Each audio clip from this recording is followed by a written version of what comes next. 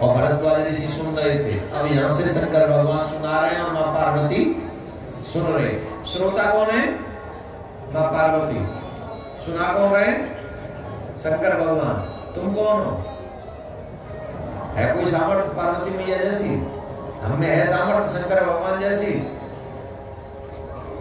न तुम में पावर है न हम में पावर है, पर धन्य है सनातन, दोनों को वो स्वरूप प्रदान कर देता है जब आप सुनने बैठते हो और जब हम बोलने बैठते हैं।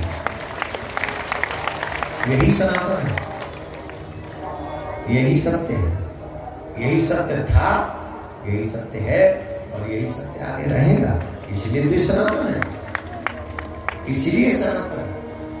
शंकर भगवान कहते हैं देवी सुनो ध्यान से, हिम गिरि गुहा एक अति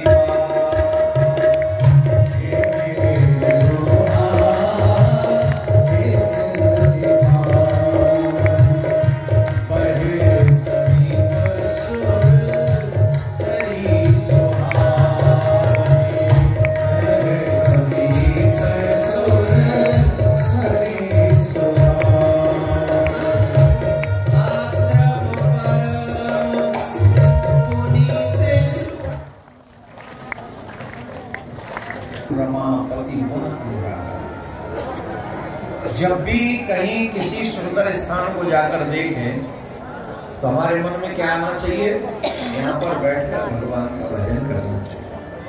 कई स्थान भगवान के भजन के लिए प्रेरित करते हैं। जैसे अभी हम यहाँ आ गए प्रयाग में, तो अभी हमारा मन होता है ज्यादा ज्यादा भजन किया जाए।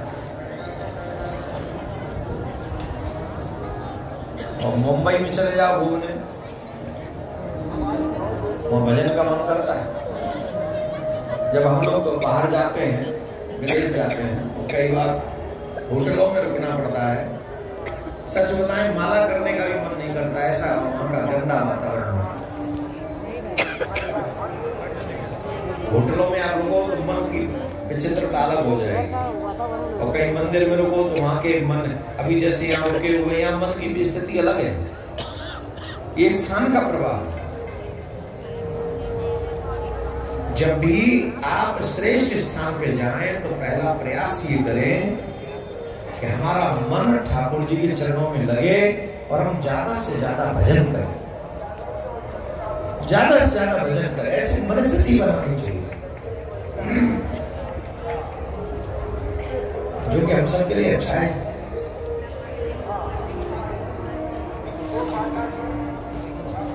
जाके नारद जाके चलो यहाँ पर बैठ के भजन करना चाहिए। भजन करने बैठ गए और जैसे ही इन्होंने वहां तप करना प्रारंभ किया तो इनकी तपस्या को देखकर इंद्र का सिंहासन हिल गया। मुनि गति देखी सुरेश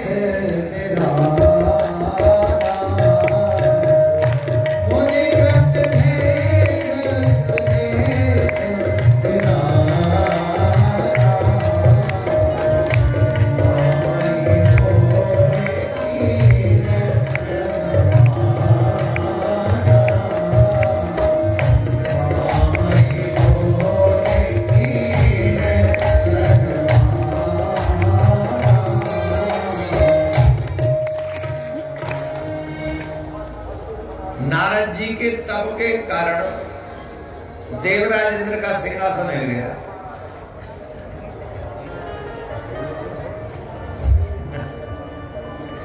देवताओं को भी सिंहासन की टेंशन तो होती है। जब भी यहाँ भारत में भी कोई अच्छा काम करो तो एक ही चीज सबसे पहले आती है, नेता बनना चाहता है, कुर्सी के लिए कुछ कर रहा है, कुर्सी पाना चाहता होगा, है ना? यही चाहते हैं। कोई भी अच्छा काम करो, आप थोड़ा सामाजिक काम कर लो, कोई धार्मिक काम कर लो, सबसे पहले प्ले में एक ही लगेगा ये नेता बनना चाहता है। अरे राम बच्चों, नेता से बड़े भी कोई चीज होती है, अलग भी कोई चीज होती है। समाज के प्रति हमारा दायित्व, धर्म के प्रति हमारा दायित्व, मनुष्य होने का दायित्व भी कुछ है, वो भी हमें निभाना है।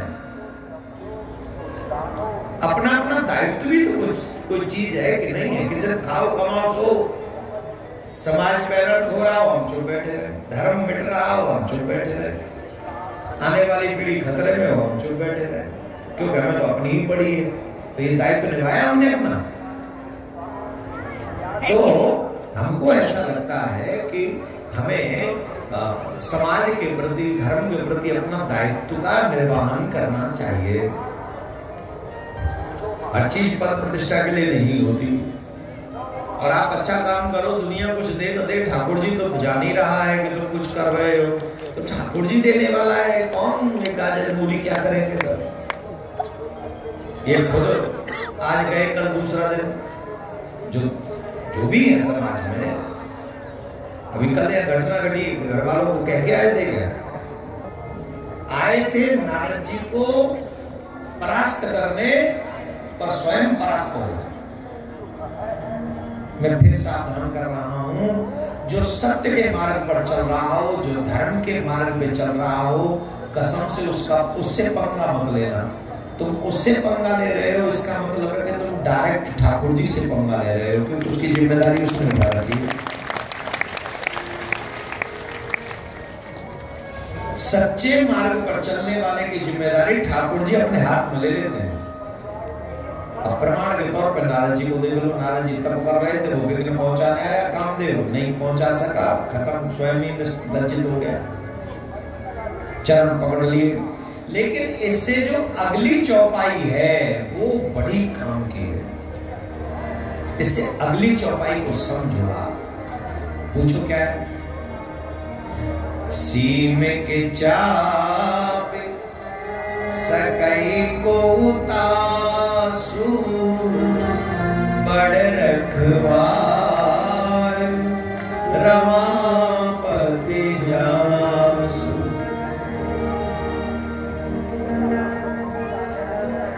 भगवान के भक्त को कभी भी भयभीत नहीं होना चाहिए। इस संसार में भला उसका नाश कौन कर सकता है जिसकी रक्षा लक्ष्मीपति स्वयं करते हो। इस बात को, पॉइंट को गांठ मार के रख लो। जिसकी रक्षा भगवान करें, करते हो, और जो सत्य के मार्ग पर चलता है, जो धर्म की रक्षा के लिए चलता है, जो अपने कल्याण के लिए चलता है, जग तो उसका बैरी हुआ ही है, परंतु उसका बाल बांका नहीं कर सकता पूरा ब्रह्मांड मिलके। इंद्र भी लग जाए तो भी नहीं। क्यों? बड़ रखवार रमापति जासु। स्वयं लक्ष्मीपति जिसकी रक्षा करते हो, भला उसका क्या बिगाड़ सकते हो। तो आज के इस प्रसंग को हम यहाँ पूरा करते समय एक बात नोट कर लें। कल राम जी के जन्म तक पहुंचने का प्रयास करेंगे, हम ले जाएं तो, क्योंकि जहां तक पहुंचने का प्रयास करते हैं वहीं तक नहीं पहुंचते, बाकी सब जगह पहुंच जाते हैं। आज एक चीज तो सीख लीजिए कि राम जी का भजन करने से हम सभी बाधाओं से बच सकते हैं। पहली बात तो ये कि जब राम की कृपा होगी तो हम हर बाधा से बच सकते हैं। तो राम जी का भजन करो, पहली बात। दूसरा, जब भी कोई अच्छा स्थान मिले तो वहां बैठकर भगवान का भजन करने का प्रयास करो। जैसे यहां भी कथा सुन रहे हैं, ये क्या हो रहा है? श्रवणम, भगवान की पहली भक्ति है। आप जितनी शांति से बैठ के कथा सुनते हैं, आप उतनी देर भगवान की प्रथम भक्ति का पालन करते हैं। ये जो आते हैं जाते हैं, जाते हैं जो आते हैं, श्रवण भक्ति नहीं कर रहे हैं। सेवा में जो आ रहे जा रहे हैं उनकी बात नहीं कर रहे, लेकिन शिविर में पड़े, जब मन करेगा तब जाएंगे। ये श्रवण भक्ति नहीं है। शिविर में है पहले जाएंगे और बाद में पहुंच के निकल के आएंगे, ये श्रवण भक्ति है। एक भी कथा का शब्द हमसे निकल न जाए, रह न जाए, ऐसी लालसा जिसमें है, कथा के प्रति लालसा जिसमें है, वो श्रवण भक्ति है। तो जब भी इस कुंभ में आए तो सिर्फ संगम में स्नान ही नहीं, हमें भगवान की कथा भी सुननी है। ऐसी जिद के साथ में हमको आना चाहिए।